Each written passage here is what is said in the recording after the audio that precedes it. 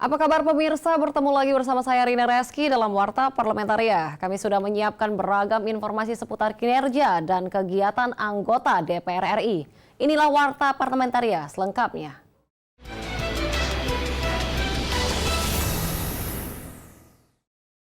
Komisi 6 DPR RI mendorong Pelindo II memaksimalkan layanan angkutan laut di Sumatera Selatan, khususnya angkutan untuk hasil tambang seperti batu bara, guna menggerakkan perekonomian Sumatera Selatan. Dalam kunjungan kerja reses ke Sumatera Selatan, Wakil Ketua Komisi 6 DPR RI Gede Sumarjaya mengatakan, Pelindo II perlu bersinergi dengan BUMN pertambangan di Sumatera Selatan untuk mendistribusikan hasil produksi tambang ke seluruh wilayah Indonesia sehingga berdampak positif pada perekonomian daerah. Selain itu, perlunya inovasi dalam distribusi logistik yang bisa memangkas waktu dan biaya pengiriman. Melakukan pengiriman barang ataupun pengiriman batu bara melalui sungai dan pelabuhan Indonesia II yang ada di Palembang.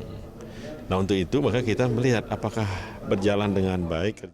Anggota Komisi 6 DPR RI Siti Mukaroma juga mendorong peningkatan kerjasama antara Pelindo II dengan BUMN lain di Sumatera Selatan untuk menjaga ketersediaan logistik di daerah yang sulit dijangkau. Pelindo II juga didorong menjadi fasilitator bagi pelaku UMKM dalam memasarkan produk-produk unggulan ke pasar nasional maupun internasional.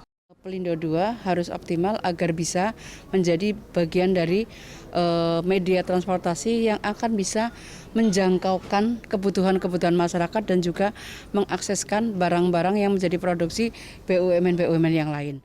Sementara itu, Pelindo II mencatat hingga Agustus 2020 telah melayani jasa pandu kapal tongkang batu bara milik PT Bukit Asam sebanyak 437 kapal. Dari Sumatera Selatan, Fajar Ilhami TVR Parlemen melaporkan. Terkait peristiwa jatuhnya pesawat Sriwijaya Air SJ182 di perairan Laut Jawa, anggota Komisi 5 DPR RI akan terus memantau proses evakuasi dan pencarian korban, serta menunggu hasil investigasi dari peristiwa tersebut. Ditemui di Jakarta, Mulyadi mengapresiasi Basarnas dan seluruh pihak terkait yang dengan cepat bergerak ke lapangan untuk melakukan pencarian dan evakuasi terhadap korban dan benda-benda lain pasca jatuhnya pesawat Sriwijaya Air SJ182. Tim evakuasi diimbau tetap memperhatikan keselamatan selama proses evakuasi. Untuk di awal tentu kita tetap harus mempercayakan kepada pihak-pihak yang berwenang. Dalam hal ini mereka lah yang diberikan mandat untuk mengatasi situasi seperti ini, karena mereka dibekali dengan segala macam instrumen yang sesuai dengan kompetensi dan tugas. Anggota Komisi 5 DPR RI Mulyadi meminta Kementerian Perhubungan meningkatkan pengawasan lebih ketat terhadap semua maskapai penerbangan untuk menjamin aspek keselamatan penerbangan agar mencegah atau meminimalisasi peristiwa jatuhnya pesawat. Semua potensi yang menimbulkan musibah ini harus diinventarisir, diidentifikasi, kemudian untuk mencapai satu titik kesimpulan kan saya kira perlu informasi yang lengkap dan dari banyak pihak. Biarkan nanti pihak-pihak yang berwenang terutama KNKT bekerja. Jatuhnya pesawat Sriwijaya Air SJ182 terjadi pada Sabtu 9 Januari lalu. Pesawat hilang kontak setelah 4 menit lepas landas dari Bandara Soekarno-Hatta menuju Bandara Supadio Pontianak. Andri TVR Parlemen melaporkan. Anggota Komisi 5 DPR RI mengapresiasi langkah cepat seluruh tim SAR dalam mencari dan mengevakuasi korban maupun serpihan pesawat Sriwijaya SJ182 rute Jakarta-Pontianak. Ditemui di Jakarta, Hamka Baco mengapresiasi koordinasi yang dibangun Basarnas dengan pihak lain untuk ikut membantu proses pencarian dan evakuasi korban maupun badan pesawat. Di sisi lain, Hamka mengaku menyayangkan tidak adanya sinyal darurat yang dipancarkan dari pesawat SJ182 karena sinyal tersebut bisa mempermudah deteksi dini oleh Basarnas.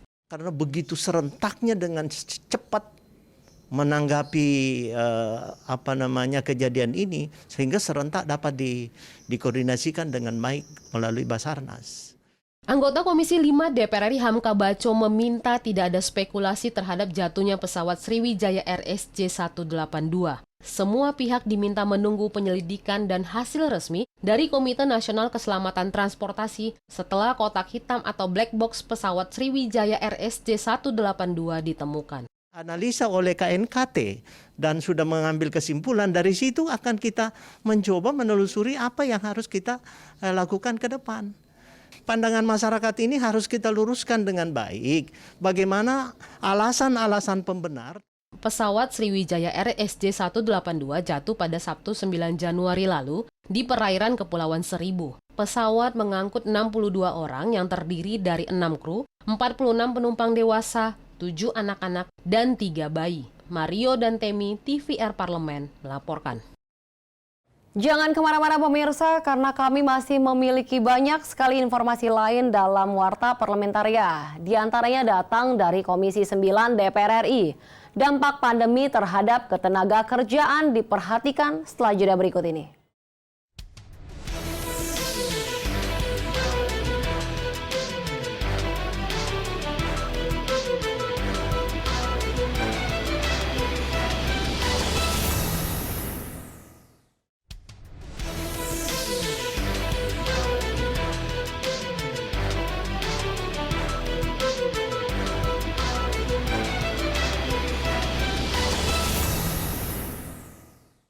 Komisi 9 DPR RI mendorong Dinas Ketenagakerjaan Provinsi Jawa Timur mampu mengantisipasi dampak pandemi COVID-19 terhadap sektor ketenagakerjaan di Jawa Timur. Dalam kunjungan kerja reses ke Jawa Timur, Wakil Ketua Komisi 9 DPR RI, Emmanuel Lakalena berharap pelatihan-pelatihan yang diadakan di Balai Latihan Kerja atau BLK Jawa Timur bisa mengurangi angka pengangguran akibat pandemi COVID-19. BLK Provinsi Jawa Timur juga diminta memperhatikan pembaruan terhadap fasilitas atau sarana dan prasarana pelatihan dan ketersediaan infrastruktur pelatihan yang mudah dan inovatif. Juga bagaimana memastikan bahwa setelah mereka dilatih sesuai dengan potensi yang harus juga mereka latih dengan sungguh ini, alatnya juga diperbaiki, infrastruktur diperbaiki, juga bagaimana mereka juga bisa mendapatkan tempat untuk mereka bisa bekerja untuk mengabdi nanti. Itu juga menjadi pekerjaan yang harus kita lakukan, sehingga dampak yang paling buruk dari COVID-19 bagi sektor tenaga kerja bisa kita hindari. Wakil Ketua Komisi 9 DPR RI, Emmanuel Lakalena, memberi apresiasi pada PT Sampurna sebagai salah satu perusahaan di Jawa Timur yang bisa menjadi contoh perusahaan yang bertanggung jawab dengan tetap menjaga kesejahteraan tenaga kerjanya selama pandemi COVID-19. Sudah mapan ya, jadi pasti perusahaan yang mapan seperti Sampurna ini, bahkan dia tidak meng-PHK karyawan, dia cuma mengurangi jam kerja, HK karyawan juga masih dia peroleh dengan segala macam dukungan untuk protokol kesehatan juga yang tadi kita lihat, masker dan seterusnya juga mereka berikan. Komisi 9 DPR RI juga mendorong industri rokok berkontribusi meminimalisasi dampak negatif terhadap kesehatan. Dari Jawa Timur, Kristio Handoko, TVR Parlemen, melaporkan. Wakil Ketua DPR RI Aziz Syamsuddin bersama Wakil Ketua DPR RI Rahmat Gobel memberikan apresiasi kepada seluruh tim evakuasi pesawat Sriwijaya Air SJ182 yang telah bergerak cepat dan memberikan perkembangan setiap hari. Dalam konferensi pers di Posko Komando Basarnas di Dermaga JICT, Pelabuhan Tanjung Priuk, Jakarta, Aziz Syamsuddin menyampaikan bela sungkawa atas jatuhnya pesawat Sriwijaya Air SJ182 di perairan Kepulauan Seribu Sabtu lalu. Seluruh pihak diminta bersabar terhadap proses evakuasi dan menunggu keterangan resmi dari pihak-pihak berwenang, sehingga informasi yang didapatkan akurat dan tidak simpang siur. Dalam hal ini Basarnas dan KNKT dan dipimpin oleh Pak Bagus bisa memberikan keterangan resmi sehingga tidak simpang siur apa yang terjadi sebenarnya, bagaimana proses evakuasi dan lain sebagainya. Wakil Ketua DPR RI Aziz Syamsuddin dan Rahmat Gobel menghimbau pihak maskapai Sriwijaya Air memperhatikan dan menyiapkan keperluan pihak keluarga korban untuk keperluan tes DNA. Aziz Syamsuddin juga berpesan para tim evakuasi mengutamakan keselamatan dan menerapkan protokol kesehatan. Sriwijaya SJ182 khususnya kepada manajemen untuk bisa turut serta di samping untuk meringankan para keluarga korban. Pesawat Sriwijaya hilang kontak 4 menit setelah lepas landas dari Bandara Soekarno-Hatta Cengkareng. Pesawat mengangkut 62 orang, terdiri dari 6 kru pesawat, 46 penumpang dewasa, 7 anak, dan 3 bayi. Rohim, TVR Parlemen, melaporkan. Wakil Ketua DPR RI Sufmi Dasko meminta Komite Nasional Keselamatan Transportasi atau KNKT bisa bergerak cepat dalam mencari penyebab jatuhnya pesawat Sriwijaya Air SJ182 untuk dijadikan evaluasi bagi sektor penerbangan nasional. Di gedung DPR RI Jakarta, Sufmi Dasko mendorong Komite Nasional Keselamatan Transportasi atau KNKT bisa bergerak cepat menyelidiki penyebab jatuhnya pesawat Sriwijaya Air SJ182 setelah kotak hitam atau black box pesawat ditemukan. Sementara itu, masyarakat diajak tidak menimbulkan kegaduhan dengan informasi-informasi yang belum tentu benar. Untuk menjadi evaluasi lebih lanjut kejadian atau penyebab jatuhnya pesawat tersebut untuk supaya dapat menjadi acuan dalam mengevaluasi pesawat-pesawat yang lain. Wakil Ketua DPR RI Sufmi Dasko juga menyampaikan bela sungkawa atas jatuhnya pesawat Sriwijaya Air SJ182 di perairan Kepulauan Seribu Sabtu lalu. DPR RI juga terus memantau proses pencarian dan evakuasi, serta mendoakan seluruh proses pencarian tidak mengalami kendala. Nah, sampai saat ini kami memonitor bahwa tim penyelamat masih bekerja keras untuk mencari para korban serta sisa-sisa puing pesawat. Sampai informasi ini disusun, Basarnas sudah menerima 14 bagian tubuh korban dan 53 properti, terdiri dari serpihan pesawat, pelampung, dan baju dari polisi perairan dan udara. Anggota Komisi 4 DPR RI meminta pemerintah serius mengatur impor kedelai dan mendorong swasembada kedelai di tanah air, serta membuat pengrajin tahu tempe tidak bergantung pada impor kedelai. Di gedung DPR RI Jakarta, Mindo Sianipar mengatakan, impor kedelai membuat masyarakat enggan menanam kedelai. Kementerian Pertanian diminta merangkul petani dalam negeri agar mau menanam kedelai berkualitas tinggi untuk memenuhi kebutuhan dalam negeri, serta sesuai permintaan pasar dan industri. Impor kedelai juga dinilai merusak harga kedelai dalam negeri. Jadi boleh ini masuk dalam pengendalian, bagaimana aturannya, supaya petani bisa. Jadi diatur kebijakannya di sektor perdagangan, diatur juga kebijakannya di sektor produksi. Anggota Komisi 4 DPR RI Andi Akmal menyayangkan hampir keseluruhan kebutuhan kedelai dalam negeri berasal dari impor. Pemerintah diminta tidak bergantung pada impor kedelai.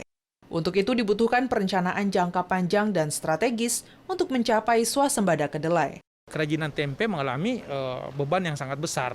Efeknya adalah konsumen tentu membeli tempe nanti harga yang jadi multiplier efeknya itu sangat besar. Nah, intinya menurut saya adalah bagaimana perbaiki dulu hulunya, ya kan? Intensifikasi, ekstensifikasi, kemudian perbaiki hilirnya gitu. Baru-baru ini harga kedelai global mengalami kenaikan 35%, menjadi Rp7.000 per kilogram. Sementara kedelai lokal yang memiliki kualitas lebih baik dari kedelai impor memiliki harga jual Rp8.500 per kilogram. Fitian dan Koko, TVR Parlemen, melaporkan. Pemirsa, kami masih memiliki banyak informasi lain dalam Warta Parlamentaria. Tetaplah bersama kami.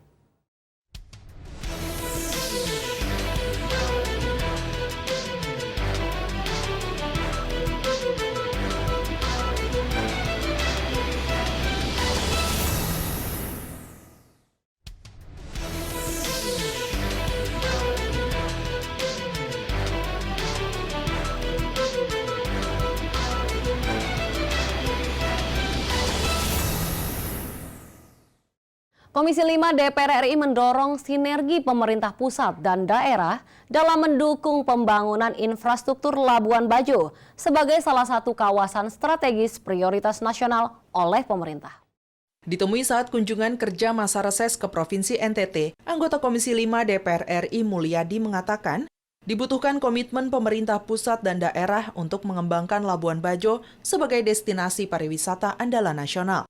Dukungan anggaran dan kebijakan yang tepat diyakini dapat membangkitkan geliat ekonomi yang dapat dirasakan masyarakat sekitar lokasi wisata. Sehingga kebutuhan-kebutuhan infrastruktur dan daya dukungnya betul-betul bisa sesuai dengan harapan masyarakat juga. Sehingga alokasi anggaran dan kebijakan betul-betul bisa memiliki nilai tambah terhadap peningkatan kualitas kehidupan masyarakat di samping peningkatan sektor pariwisata. Sementara itu, anggota Komisi 5 DPR RI Bambang Hermanto mengatakan, tingginya harga lahan menjadi salah satu kendala dalam melakukan pelebaran ruas jalan menuju lokasi wisata Labuan Bajo. Menurutnya, hal ini dapat diselesaikan jika pemerintah pusat dan daerah bersinergi dalam upaya mengembangkan infrastruktur di kawasan Labuan Bajo. Bahwa kelihatannya di sini kalau kita melihat itu kurang adanya sinergi antara pemerintah daerah dan pusat. Gitu. Kita lihat bahwa di jalan yang kita lewati kanan kirinya jalannya bagus, tapi kemudian tidak ada garis padan yang dipatuhi kan gitu. Dari Labuan Bajo, NTT, Mario Hasiholan, TVR Parlemen melaporkan. Demikianlah beragam informasi seputar aktivitas DPR RI yang sudah kami susun dalam Warta Parlamentaria. Saya Rini Reski, beserta kerabat kerja yang bertugas undur diri. Terima kasih atas perhatian Anda. Sampai jumpa.